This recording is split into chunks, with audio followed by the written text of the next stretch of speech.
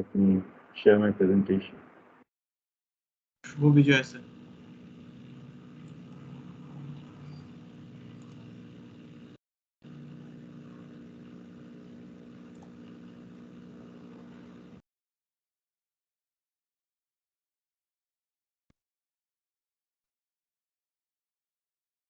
Okay, so today we'll discuss about uh, technique for classification.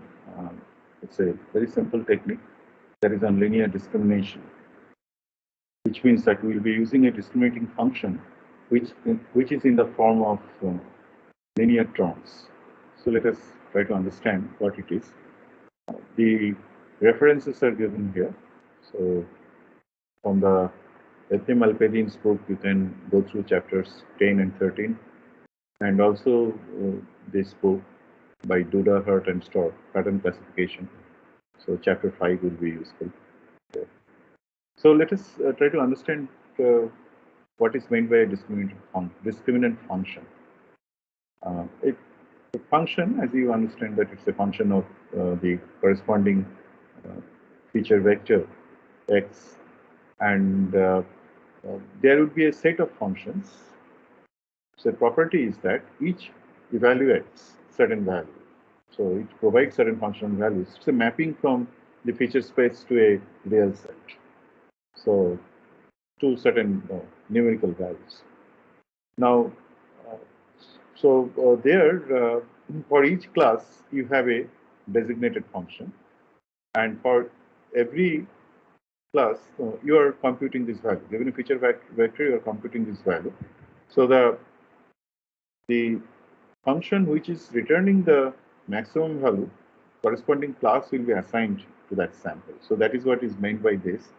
That for the ith class, you will find that the ith function, discriminant function, is giving the maximum.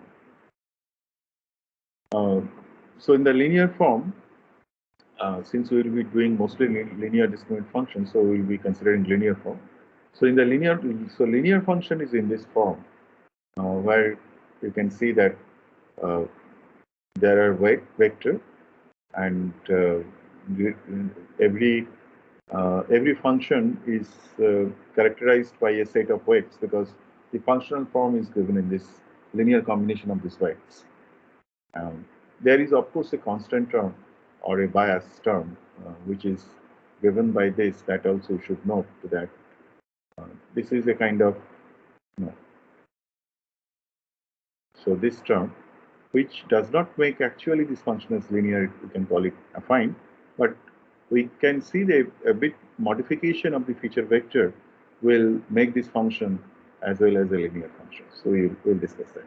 But this is a simple form of the function, and every function set in the set is in this form. So for every class there is a set of weights. Whereas if I try to understand the other kinds of polynomial form of this function, like quadratic function, so in this case, that the terms individual feature vectors, individual feature dimensions, so their combinations would be there in the term.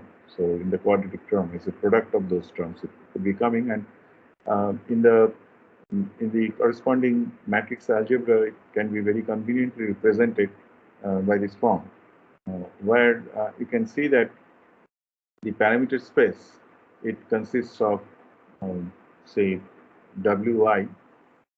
So these are the set of parameters. Say this is a matrix. If the dimension is D, so it's a D cross D matrix. Similarly, this is in the same way, that this is a vector of dimension D, and which can be represented. So this is that linear part, and then this is that quadratic part where individual fields, pair of fields are coming into the term as a quadratic term, and each one will have a coefficient, and the linear combination of those quadratic terms. So that is expressed in this kind of matrix algebra. So this is these are the set of parameters in this case. That means Wi is a matrix of dimension D cross D, though if I consider the number of terms, it is basically D choose T, D into D plus 1 by 2. That term, that many terms would be coming here, and independent terms would be there. And then this Wi, so many parameters. So linear function, it's a linear in form, and as you understand that you have to store only D uh, fields, D number of fields of white vectors. So, and plus, of course, the bias term. So, order is D, order D storage, and time of computing is also the same order D. But here in this case, no, since you are also storing the elements of the matrix, so the order is of D square, and that is the same as the time of computations.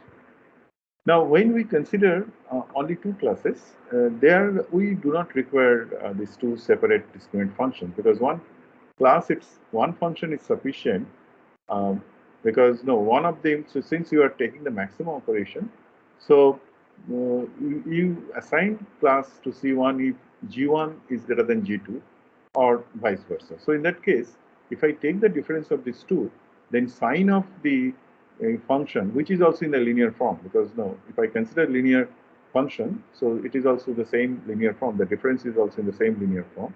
So a single function will be used for classifications, but instead of the max operation, here the sign would be sufficient to denote the classes. So this is the form of the functional form, and as you can see, if Gx is greater than 0, then C1 is assigned, because G1 is in that case greater than G2.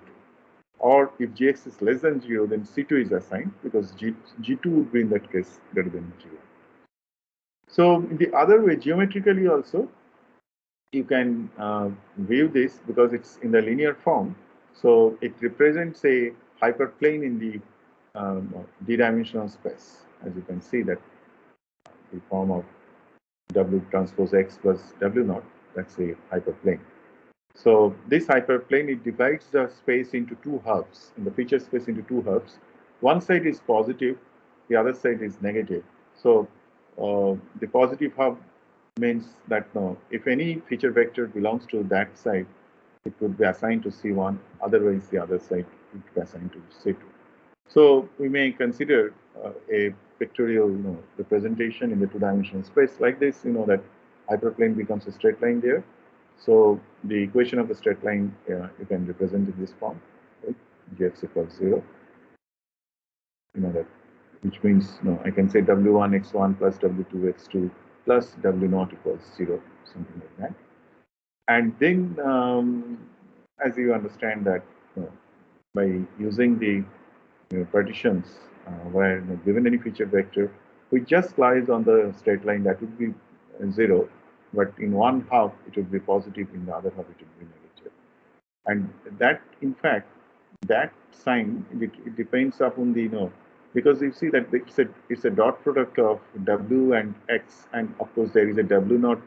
I mean, it shows a distance from the origin. W naught gives you the distance. This is a geometric interpretation of the straight line. So if Gx is greater than 0, means that is the side. So along the normal W, along the direction of the W, that side will be the positive, because all the feature vectors, if you take the dot product, it will be the positive. In the other sense, it will be negative. Gx is less than 0. So this is the distance. If given any particular value, any particular feature, if we compute Gx, the interpretation is that Gx by the normal, by divided by the magnitude of the normal vector. So this is a normal vector. So you get the distance. The sign will determine that in which half it is, and the magnitude will determine the distance. So this is the geometric interpretations.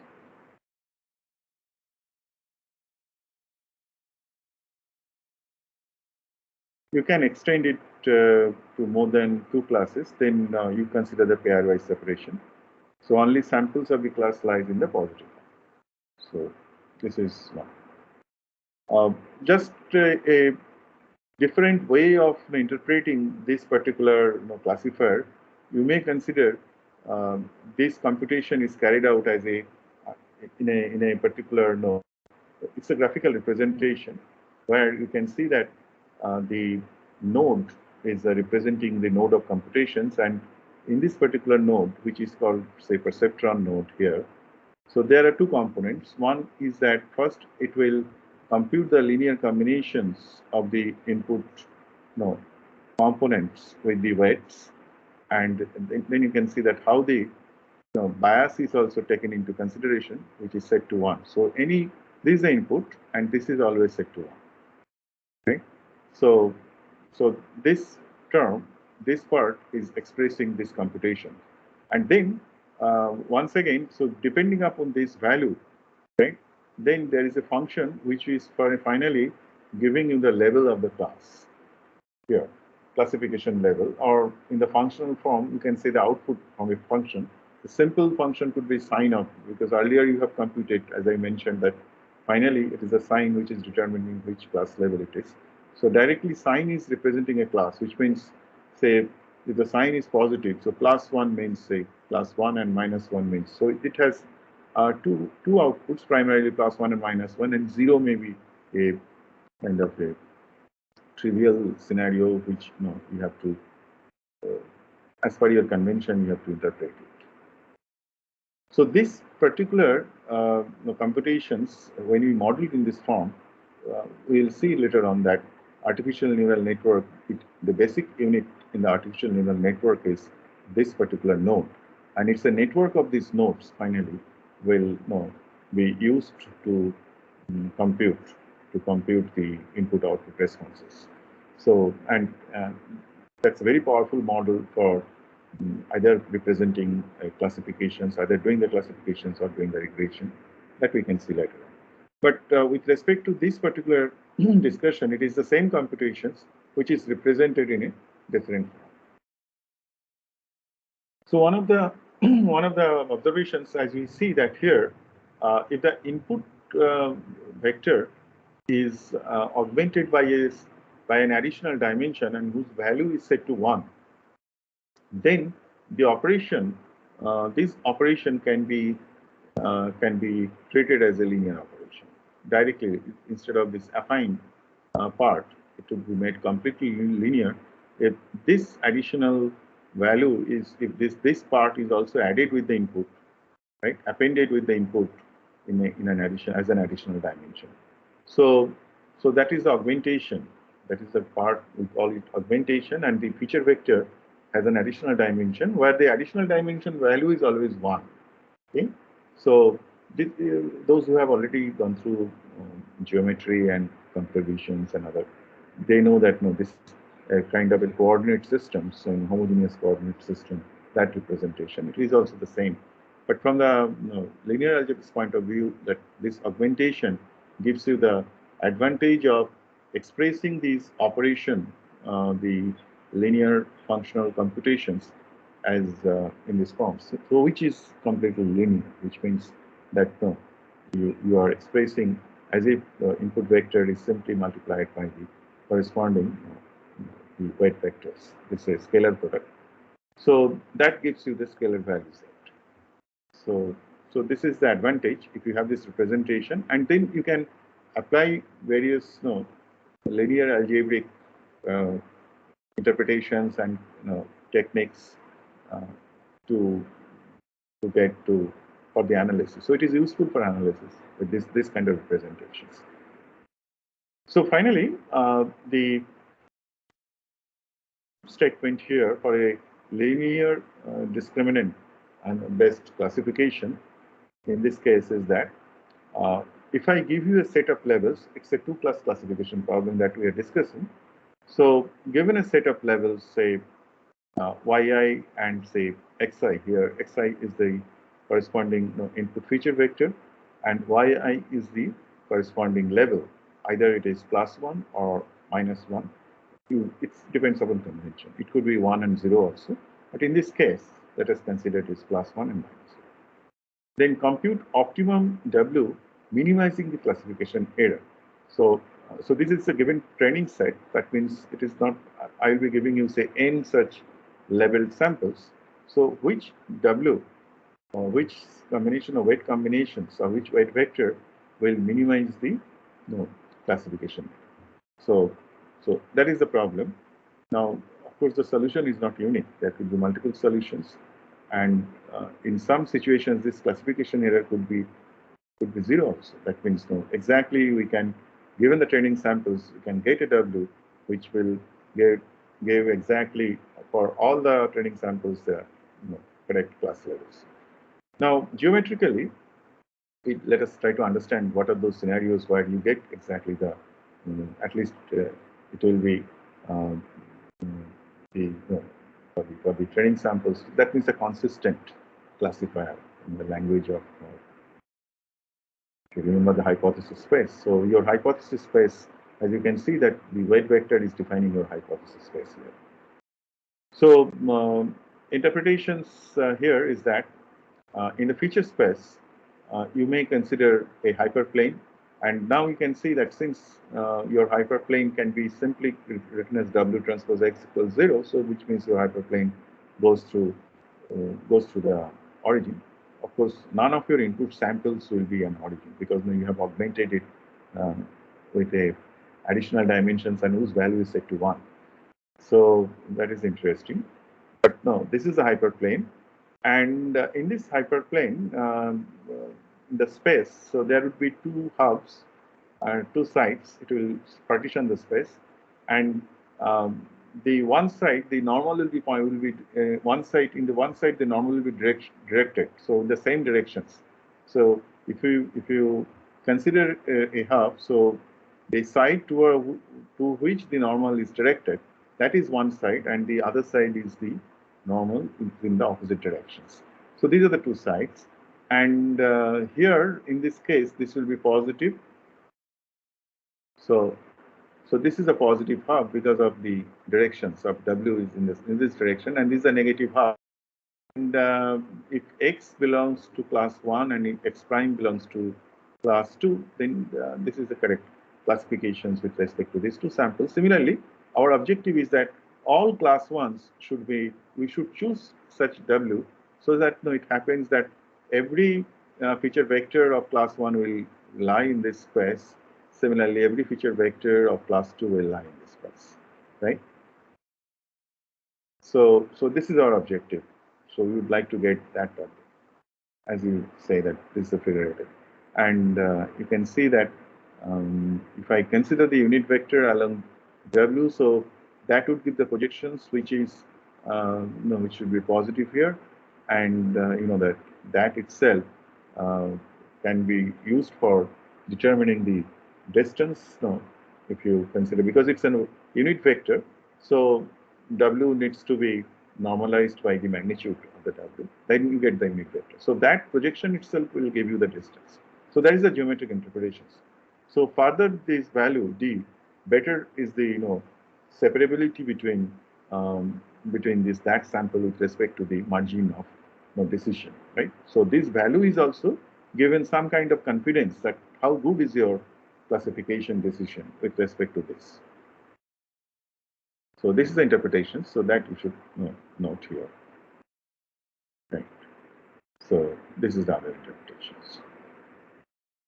So here then comes this particular concept of the training samples when actually we get a hyperplane which will separate both the classes as per the consistently, right? So when can we get a consistent description of a hyperplane? So there the concept of linearly separable classes that has come. So that means the training samples for each class it has been given in such a way that they lie so they there is a possibility that there exists a hyperplane which will classify them, which will separate them out properly under this framework. Then only we say they are linearly separable classes. So this is what. Now, if a solution exists, the classes are called linearly separable under this particular framework. Okay. So, um, can you tell me that no, what could be the criteria, say, of linear separability? Linearly separable. How? When do we say these two classes are linearly separable? Is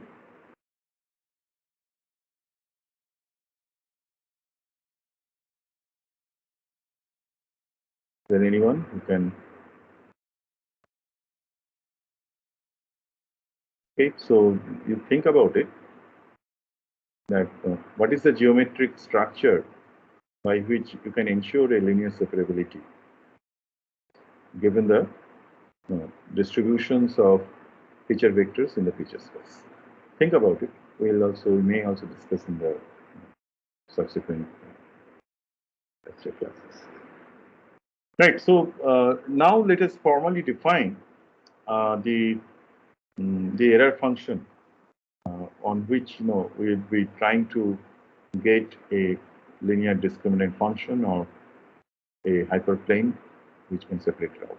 Now, first thing, we'll do certain kind of, there is a certain trick we'll be following um, to make the problem a bit more simpler, computational problem a bit more simpler. What we'll do that we'll bring all the data points under one side of the hyperplane, which means we'll uh, make a normalization or make a transformation in this way. So suppose if the sample belongs to class 1, there is no change in the sample. But if it belongs to class 2, that means with level -1, then we'll negate the sample. Now, if I negate this sample, which means now this sample, say x prime was here, for example. So if I negate this sample, so this will, so this was the sample here, sorry, this was the sample in this direction. So if I negate it, it will come. So the sample will come to the side, in the positive side of the hyperplane itself. So by doing this, actually, what you are just simply finding out whether all these samples, transform samples, are in the positive side of the hyperplane. If it is so, then they are all correct leveling. And if any sample which lies in the negative side, that is the error. So you can very simply define the error in this way, that as we have seen here. So if I consider the uh, the product of scalar product of the weight vector and the sample, and if it is an error, then it would be negative. So just take the negative of that, which means make it positive. So if we find all the values which are positive, why misclassified means when this value is negative, then only you are considering. So if you sum all of them, that defines you the error. That defines you the error. So this is the error function, and your objective is to find out that weight vector W, which will be minimizing these error functions given the training data set. So this is your problem statement now. So as you can say that for correct classification, W transpose Y greater than 0. And this error function, we call this error function as perceptron criteria, because as I mentioned that the perceptron node representation is also equivalently expressing the same problem. And this value is always positive, as I mentioned, because of the negation of the negative value. And then you should obtain W, which minimizes this. So very well-known technique of optimization is the gradient descent method in the parameter space. Here the parameter is the weight space. So it's an iterative approach.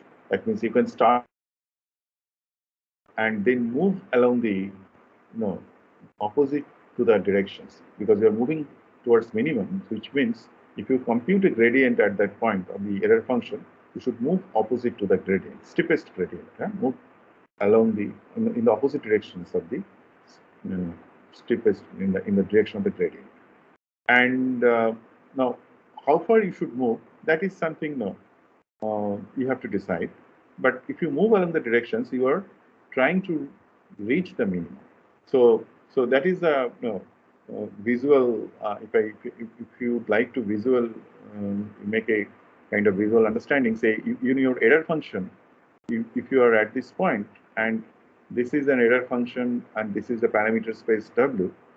So if your gradient direction is this, right, with increasing W, say your error function is increasing, so you should move in the opposite directions, which will be basically, that means your W should be updated in this direction, then it will take to a lower value, error value, and it will try to reach to the minimum. So if, suppose it comes in this direction also, there also you have to move along this direction. So in this way, you are trying to reach at a minimum, but that minimum, of course, you can see that it's a local minimum. So unless the function itself is, convex function, which has only one global minimum, if there are many such minimum, that means there are local minimum, then it will be, it will be reaching the local minimum. So that is the kind of limitation of the scheme, but the scheme is very simple, which means you need to compute the gradient value only, and then you should move iteratively. So that's a simple algorithm. You can start with an initial vector W naught, then compute the gradient vector and move closer to the minimum by updating W. So what should be the step size? That means since you are updating the W, there is a kind of variations. You can see there is a term there is scaling of this vector.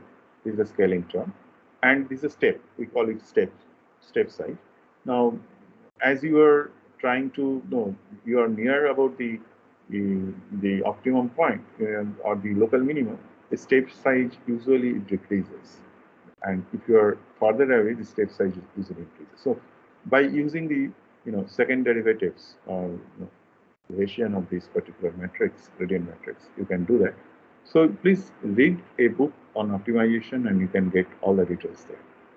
So there is a positive scale factor, which is also called learning rate in the jargon of machine learning.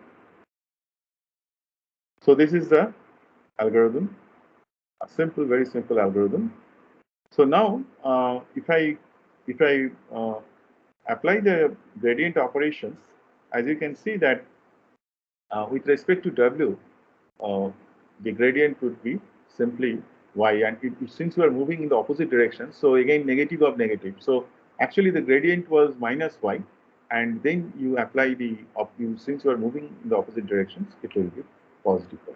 So simply what you are doing in this algorithm is that you are finding out which are the samples misclassified, and you are taking the resultant vector of misclassified samples as the step for updations and a proportional value to that. So that is a simple algorithm. So you should continue till it converges. One thing you note that here you have to process all the training samples, and then you are updating your values. Now this algorithm can be simplified, as I mentioned. Of course, before going to that, let me also just mention that there could be several other forms of error functions. Like you can have, this is also another error function, where instead of taking as you can see that minus of W transpose Y, you can simply take the square, which will give you the positive value. And then actually the function becomes smoother here. So that is the advantage you have. It's a continuous, very smooth in the boundary. But that is also disadvantage, because in the boundary you may get stuck there. That is because your convergence rate would be very slow there, and you may get stuck. And the value dominated by long y's, one disadvantage of this particular error function, not only this one, even the previous one, is that if the y is very large, so naturally, since you are taking resultant, as you understand that particular vector will dominate over the resultant value. So it is better to, because it's the directions, it's the resultant vector you are considering, why don't you normalize it, right? So we can normalize it, and also we can have certain, some margin of, I should say, confidence. Like if it is misclassified only when if the value is less than certain value, B. and then only you are considering. Otherwise, you are not, because of trying to consider that there may be noise and the samples which are lying very close to the margin of the separations. Maybe we should ignore them. So that is how we are considering only those samples misclassified with a large margin.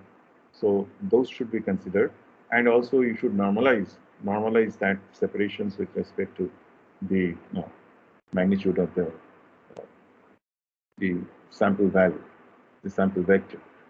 So this is also another popular error criteria, which is called relaxation criteria. As you can see that this one particularly, where B is defining that margin and it is normalized by the sample. And you can get the corresponding gradient operations. So if I do the gradient computations of the value GRW, right, the relaxation criteria, so this could be computed in this way. You can see that is the gradient, and then you can use it for your computations. So this is the interpretations. If you put B, then you are ensuring at least you are considering only those samples which are misclassified samples, which are at a distance, minimally at a distance between. So this is the distance B by W, B by the norm of the W. So finally, this algorithm, if I just summarize, that you should initialize with W naught, and it is called batch relaxation because you are considering the whole training samples together. So compute first the misclassified samples, and not only that, with margin B, then you should compute gradient, and then you update in this fashion, the same. And you go on doing these things till it converges. But one of the modifications, and which is very effective in computation, is that instead of computing the whole batch, why don't you update at single sample itself? Because that also will take you towards minimum. So and that makes your algorithm is also very simple because now you need not go through the whole training samples. As and when you get a misclassified sample, you simply update that. So this is this algorithm. So for every misclassified sample, immediately please you can update the W, and then you can go on doing these things till you get a convergence. So this is called single sample relaxation with margin. So this is that. Any questions till now?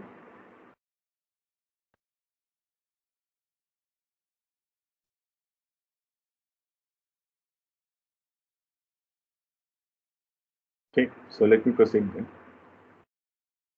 Now, this is what we have seen, that actually there could be various solutions of a, given the training samples, there could be various solutions because you can start at local minima. With respect to your starting initial point, you will get one of these hyperplanes, and the error may not be the global minima, but it's a local minima. Now, one of the optimization criteria, you can set an optimization criteria in such a way that you try to get a, you can ensure a particular hyperplane which provides you these maximum separations between these two samples. Particularly if they are linearly separable, you try to get that hyperplane instead of infinitely possible hyperplanes between the space of separations. You may consider only a hyperplane which will try to maximize the separations of these two samples. So we'll be defining these separations of two samples means what is the closest sample with respect to that hyperplane? Closest pair of samples. That means closest from the class 1 perspective and the other class closest. And then how they are separated. Now, naturally, you can intuitively you may consider that just visually. If I try to draw something like that, say you have this is the space of class 1, so this is the distribution of class 2, and suppose you have a sample you have a hyperplane and say this is the separation. These are closest sample and this. So if these two are same, which lies in the between, then you get the maximum separations, right? So we are trying to get that kind of hyperplane. So we are trying to define a problem. We are trying to formulate a problem in such a way, an optimization problem, that the answer to that problem would be this hyperplane, which will try to maximize the separation uh, from each of these samples. So let us see this problem formulation. That is very interesting problem formulation. So first thing is that no, once again it's a linear discriminant classifications. That's what we would be considering, and in fact the classifier is called support vector machine, which satisfies this particular criteria, and we'll be discussing about that. Just let me take this call.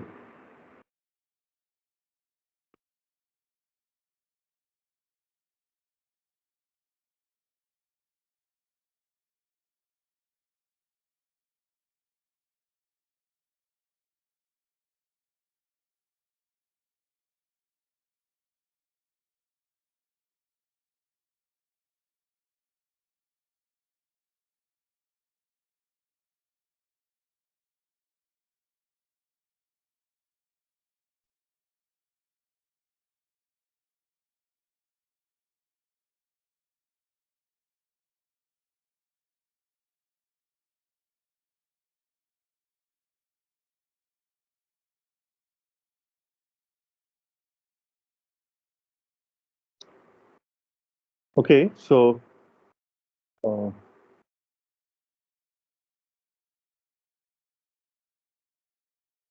so as I was discussing, we are considering a linear. We are discussing about the support vector machine, and we will be considering a linear discriminant classification. Here, we use, of course, no, this the principle. It says that no, never solve a more complex problem as a first step before the actual problem. So uh, the idea here is that, as I was showing you, that while defining this problem, if we can identify the class boundaries, then it is sufficient to get a classifier with the samples in the class boundaries only, right? So that is what no, it tries to say, and no, so this classification and outlier detections, these are the two important part. So let us know go through the problem statement, and those samples which are lying on those boundaries, they are called support vectors. So in the problem statement, we will be considering the two-class problem. Here, you are giving the labeled samples, and then as you can see that um, it is the sample is in the d-dimensional space, and its level is in +1 and -1. So our objective is to compute that weights such that you can see that we are keeping some margin here also from the hyperplane. That means the value should be +1 and -1, as if they are the class values, and we are trying to keep the same as class value in the numerical sense also. So we are also keeping certain margin. Apart from that, it is not only the separations, at least we are trying to guarantee a margin. So we are writing like in this way. So this is the problem that we are trying to get the classes in the form. So we can rewrite in this form like the way we have played that trick on the normalization of the data to bring on the same hyperplane, on the same side of the hyperplane. Here also we are multiplying with the class level. RT is the class level, which is given in the numerical form +1 and -1, and we'll be using that numerical value. So uh, so there, this numerical value is playing in its role in the computation. So you need to note that. So if I multiply, then for all the cases, consistently it should satisfy that it should be greater than equal to +1, right? And it is harder than greater than equal to 0. So this is how the margin is defined. And if it is lying on +1 and -1, which means the hyperplanes are defined in this way.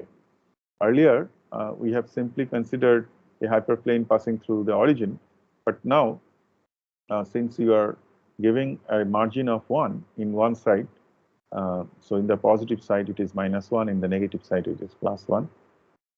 And the difference naturally is 2 by this. Okay, so this is a separation. Now we would like to maximize this separation.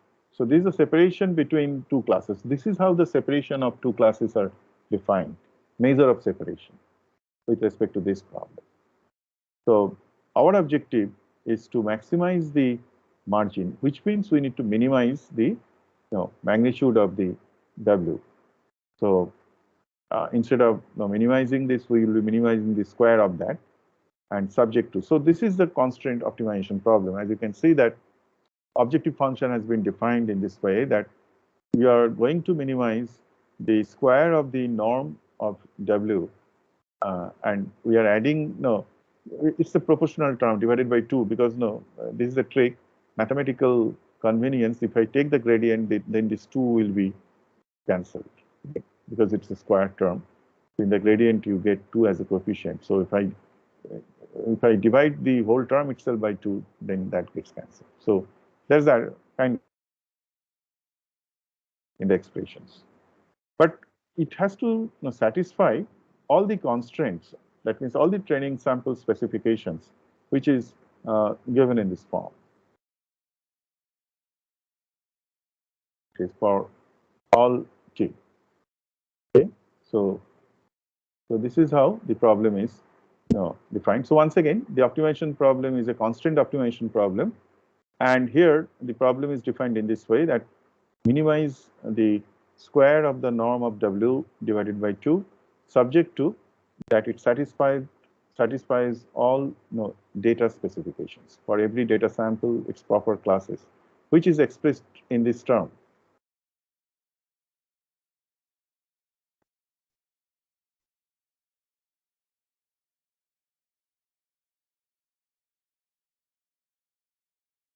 Am I audible now?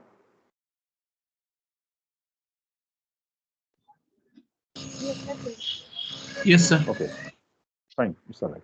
So there was a network issue. Right. So so this is this particular specification. This constraint is imposed from the data specification. As you can see that RT is basically TH sample. This T is superscript.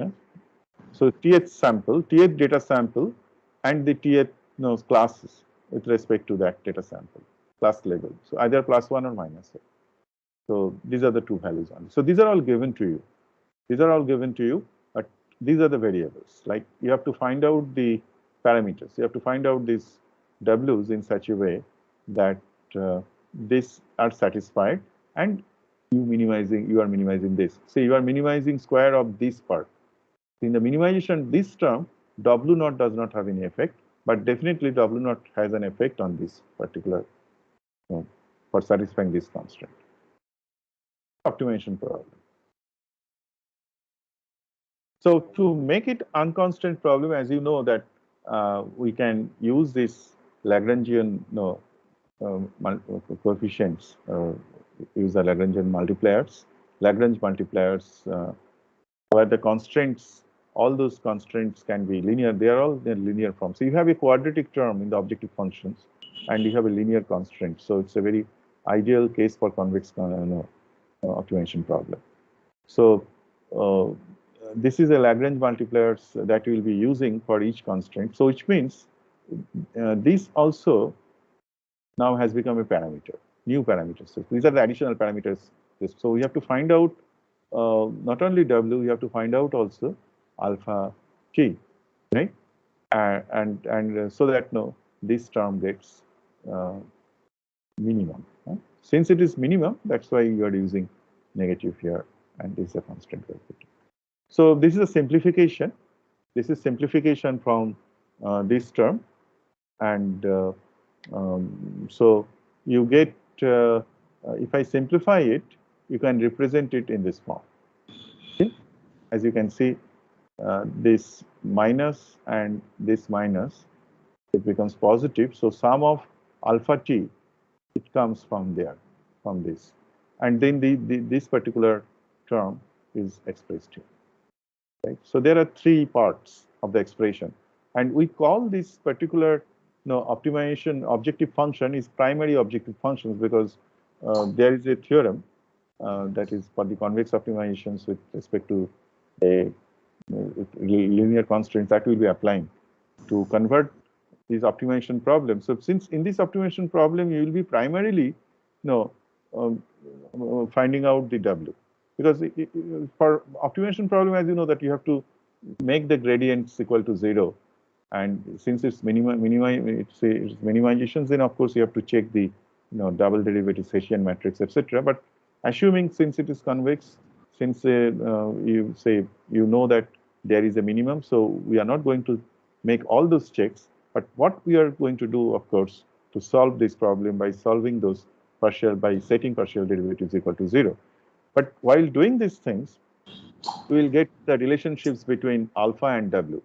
And then from there, you solve this problem and you find out W alpha both together. Now you'll see that you can convert this problem as an optimization problem only of alphas. That means we can eliminate the task of computing W. We can compute first alpha, all alphas, all these Lagrange multipliers, and then W can be expressed, can be derived from there. So that is the conversions. That is the conversions with respect to this. So let us see how this transformation is done. I mean, once again, it's a summary of that. As I mentioned, it's a convex objective function, and you have linear constraints. So the dual problem is that which means that you can maximize with respect to Lagrange multipliers, all positive Lagrange multipliers. Subject to that, gradients with respect to W and W naught should be 0. So this is a constraint once again. The Lagrange multipliers should be positive. That is the constraint you put there. So in the dual problem, you have this. If I perform the gradient, you can see that W is expressed in terms of Lagrange multiplier and the inputs, what has been specified. So a very interesting linear form itself is there with respect to Lagrange multiplier, right? So that you get W. So if I can compute Lagrange multipliers, I would get W by solving this equation, by since this equation for satisfying these equations. Similarly, I can get also W naught from these equations. Of course, W naught gives me this particular relationships, how alphas are related among themselves. So alphas are not independent. All alphas are at least as you can see, there is one equation, so at least one alpha, I mean one less parameter in the alpha space. So if there are n samples, there would be n alphas. So it shows that you can solve for n minus 1 alpha. But the interesting part is that W naught is computed because you know that you are also finding out some of the samples which are at the margin. So if you can find out support vectors, so that means the samples which are lying at the boundary, so then use that linear equations, because at that point linear equation has to be satisfied. That means that should be equal to 0 with respect to that sample value with respect to the support vector, and from there you can get W naught. We'll see those things. So the dual optimization problem is formulated in this way that if I apply these conditions, now you will replace this part, right? That means this W can be replaced by this. Before that, what I will do, I will make some simplifications of W itself. That means, as you can see already, alpha t, RT, and xt, this itself has W. So which means I can represent it also as W transpose W, right? It's a summation term is also there. So which means hello. काय सुरू आहे? Busy आहे का? Please mute your microphone. So in the dual form, you get this. You can simplify it in this way. After putting still we have not replaced anything. We have just we have simplified the expressions or expanded the expression of LP. But now I will be replacing all these W's. First, you can see that this is a W. This part itself is W, right? So that you can observe. No? This one I am just putting here. Similarly, this alpha T RT equals sum is equals 0. So this part will also go. So we will be so W naught will not be also there.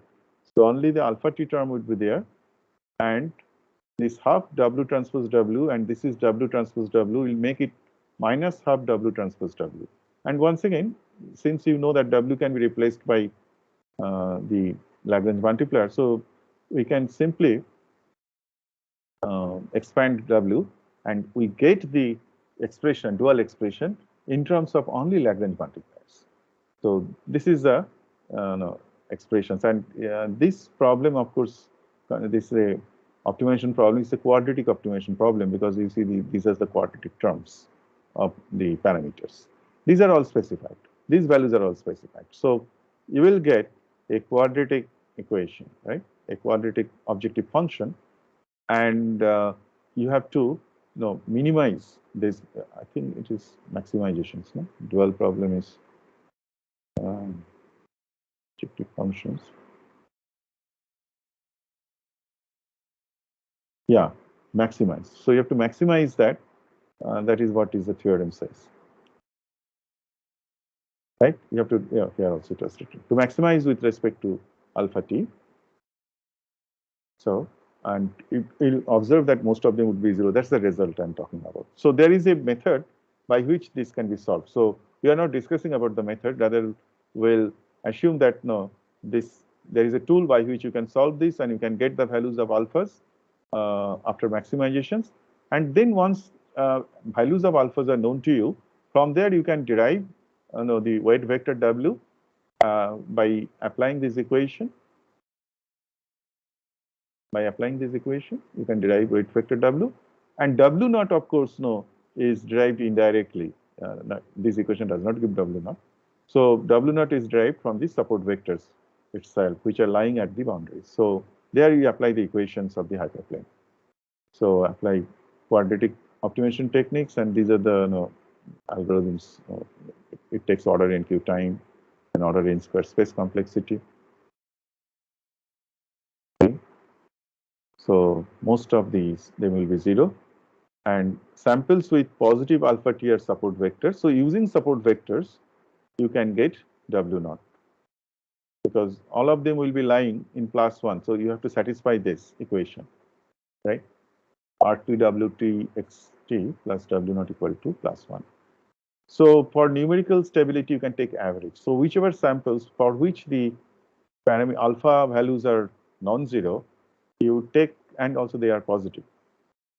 So you take those samples and then you solve this equation for each one. Each one will give you a W naught, and statistically you can take the average of W naught. And this is how how you can get the corresponding hyperplane, which has the maximum separability from the training data set. During testing, of course, you have to only check the sign. You don't bother about +1, -1 there. Just check the sign only. Margin is not enforced, and you can decide the classes. So there, you can consider that. Thanks. So let me stop here today. We will continue this discussion again tomorrow. I mean, if the classes are non-separable, then how do you handle under the same framework itself? So let me take your attendance first.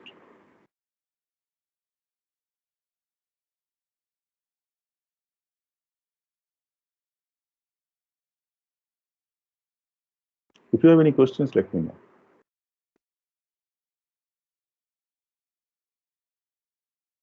Announcement I would like to make. One thing is that your third assignment has already been uploaded. In fact, today is the deadline of your second assignment submission. So you can check your third assignment immediately after that or even now. And any query of the assignments you can resolve with the TAs, as they have suggested that please go through them and resolve them as quick as possible. Next week, next Wednesday, I will be busy. So next Wednesday, there will be a doubt clearing session by Jayashree, where you can discuss also some of the things of your assignment. And you will have your final class test. That would be on 18th November. That is the last class of this semester. And it's a Thursday. So once again, it's the same time. It will be, of course, of 1 hour duration. And your syllabus would be also this part only. So that is another thing I would like to inform. Okay. And then again, see you tomorrow. Bye. Sir, Yeah. syllabus would be only after this or overall?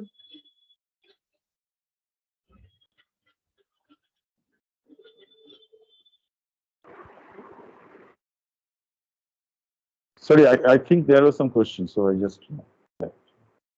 Is there any question? Someone has asked something?